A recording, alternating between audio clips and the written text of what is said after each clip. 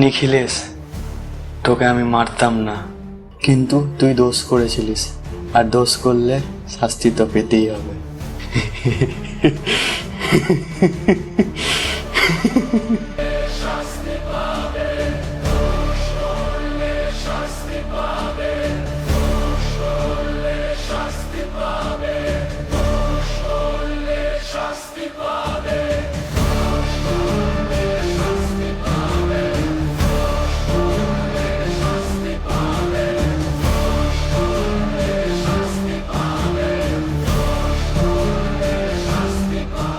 খুনটা যদি সত্যিই সত্য করে থাকে তাহলে ওকে শাস্তি পেতেই হবে।